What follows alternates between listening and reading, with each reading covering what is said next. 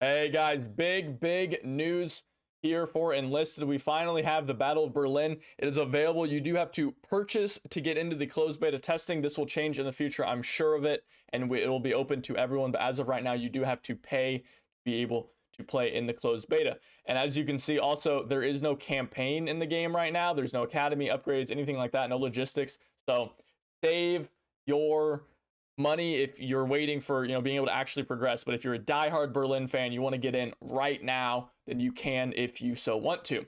Now let's check out some of the gear for the Russians here. They start out with a gunner squad with a DTM 29, pretty cool LMG. I've used it a little bit. Has a awesome kind of reload. You can reload it really quickly. Lots of ammo in the clip, or excuse me, in the magazine. Then we have the engineer squad with just a normal Mosin, nothing too exciting there. But the thing that is amazing is that these Mosin carbines that the Russians have bayonets on them. So you can actually go up and now bayonet enemies. Stabby time all the time. You don't have to pull out your knife, and you can get those insta melee kills. It's fantastic. Very great. The sniper squad has a sniper SVT-38, similar to the Moscow variant, where it will one-shot at range. Semi-automatic sniper, always very powerful. Flamethrower squad's nothing new. And then we have, for the tank, the only tank in the game right now for the Russians is the T-3485.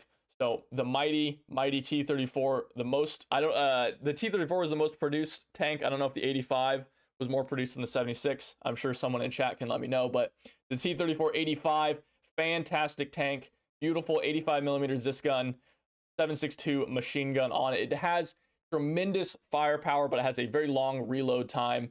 Its reload time is 7 seconds. Brutal. Takes forever. It feels like I can go and, I don't know, make some coffee or something while it reloads. It's awful.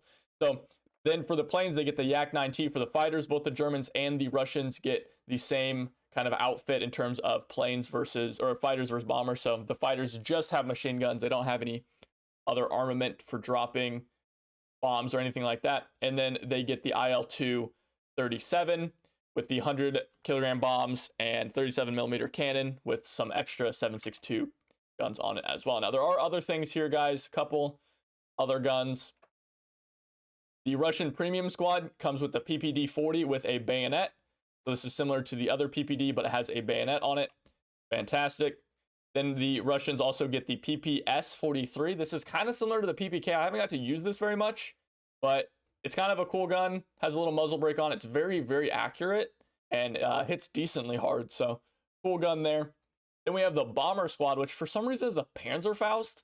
I don't know if the Russians had any RPG type weapons or if they're just using the Panzerfaust as like a stolen kind of thing. I'm assuming we'll see something else. I don't recall them having anything like that, but we'll see if that changes in the future. And then the radio operator squad gets the AVT-40, the semi-automatic Tokarev, hope I'm pronouncing that correctly, semi-auto rifle, 15 rounds in the mag. Brutal, powerful weapon.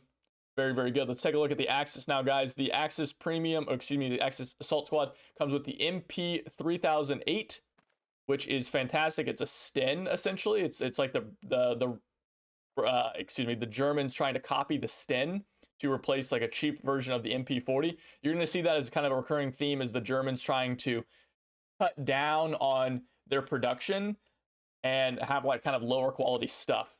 So you can also see with its Kar 98K Kriegs model where they have lower quality materials. It looks a lot different.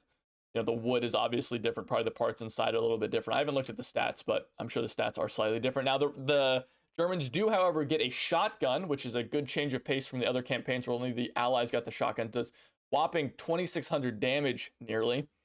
Fun as hell to use. I love these shotguns in these games. Awesome. They get the MG34. This is the same as it is in the other campaigns. Nothing special there. Then we have a pre-war Kar 98 with scope mount. Again, nothing special. Flamethrower. Again, nothing special. And then the mighty Panther F is the tank of choice for the Axis right now. That giant 75mm cannon, whole armor, 80mm of it, 6.7 reload time, so faster than the T-3485.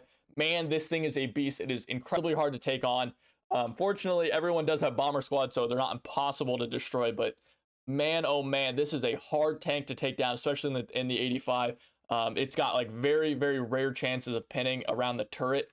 brutal, really unbelievably hard to take down. Then for the planes, they get the BF-109 G14 for the fighter squadron, 20mm cannons, 13mm cannons, and then finally the ME-410B1 with some giant bombs, 500 kilogram bombs like the 820, and then some 20mm and 13mm cannons. I think the Axis definitely won out in the plane department, at least for this early testing beta.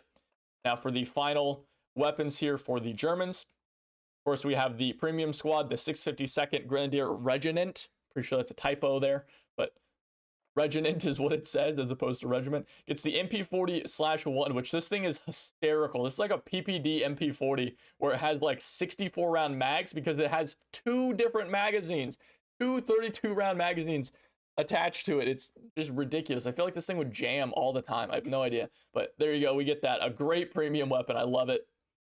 And then an engineer squad armed with all Luftwaffe drillings, so shotgun squad, Jesus. And then we've got, of course, the Panzerfaust squad, and finally, we do have the Gewehr 41 with a bayonet as well. So the Germans do have a couple stabby guns, not nearly as much as the Russians, though. But that's it, guys. That is all there is for the Russian and the German campaign in the Battle of Berlin, all the different new gear and stuff. I'm sure we'll see more of these coming out as time goes on. I will be streaming the Battle of Berlin over the weekend a couple times, so make sure you follow me over at twitch.tv/HeyQuadra. Come check it out. I'll also be posting some gameplay of it here on the YouTube channel, probably either later today, tomorrow, or Sunday, so be on the lookout for that, guys. But that, again, is all it for me. Hope you enjoyed the video. If you did, remember to like, comment, and subscribe, and I will see you guys next time. Take it easy.